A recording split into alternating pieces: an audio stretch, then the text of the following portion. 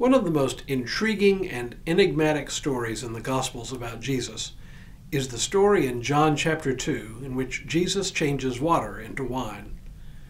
He seems oddly reluctant to oblige his mother's request, and then when he does, he doesn't explain what it means, leaving us to ferret out its meaning. Some have claimed it means Jesus blesses partying, but I think its real meaning lies elsewhere. Hello, I'm Stuart Baskin, pastor of First Presbyterian Church of Tyler, Texas, and this is your daily devotional for Friday, December 29th, 2023. You know the story well. I hardly need to repeat it, and yet its very familiarity can be a source of confusion as we forget little details. With that in mind, here's the story. On the third day there was a wedding in Cana of Galilee, and the mother of Jesus was there. Jesus and his disciples had also been invited to the wedding. When the wine gave out, the mother of Jesus said to him, "They have no wine." And Jesus said to her, "Woman, what concern is that to you and me? My hour has not yet come." His mother said to the servants, "Do whatever he tells you." Now, standing there were 6 stone water jars for the Jewish rites of purification, each holding 20 or 30 gallons. Jesus said to them, fill the jars with water. And they filled them up to the brim. He said to them, "Now draw some out and take it to the chief steward." So they took it. When the steward tasted the water that had become wine, and did not know where it had come from, though the servants who had drawn the water knew, the steward called the bridegroom and said to him, "Everyone serves the good wine first, and then the inferior wine after the guests have become drunk. But you have kept the good wine until now." Jesus did this, the first of his signs, in Cana of Galilee, and revealed his glory, and his disciples believed in him. Let me call attention to a few minor details here which may help us grasp what this is all about.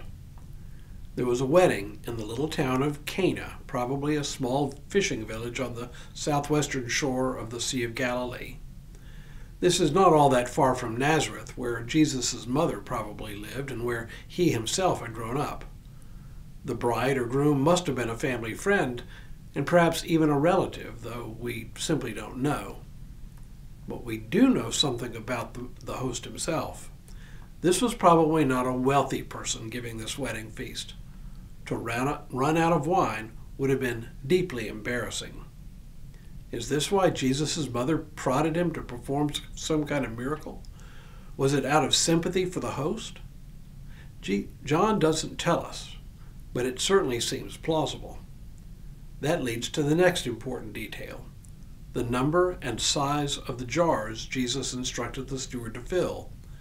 6 jars, each holding 20 or 30 gallons of water, which then get turned into wine. That's a lot of wine. To put it in context, it would be roughly equivalent to at least 50 modern cases of wine or 600 standard bottles. And that's at the low side of the estimated size of the jars the stewards filled. That is a lot of wine, which naturally then raises the question, why so much?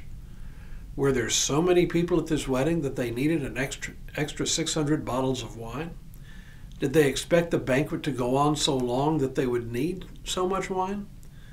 The answer really lies in a single word. It was intended as a sign. What Jesus did wasn't so much about this particular wedding, but about pointing to something else. And that something else has to do with the nature of the kingdom of heaven.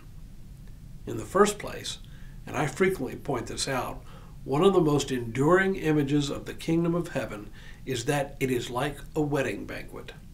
It's a celebration. Heaven is a celebration, not a drunken party, but a celebration. It is a gathering of a large and beloved family to celebrate glad reunion. And second, I think Jesus produces this amount of wine because it illustrates another important element of the kingdom: abundance. The poor host of this wedding banquet in Cana of Galilee ran out of wine. There is no such scarcity in the kingdom of heaven. If you stop and think about it, our world is defined by scarcity. Economic systems are all designed in one way or another to allocate scarce resources through an exchange of either cash or barter. But the kingdom of heaven is not about scarcity. It is about abundance. That's what this seemingly outrageous amount of wine is all about. Tomorrow, a second miracle in Cana. But for now, may God continue to bless you and keep you in all that you do this day and in all the days ahead.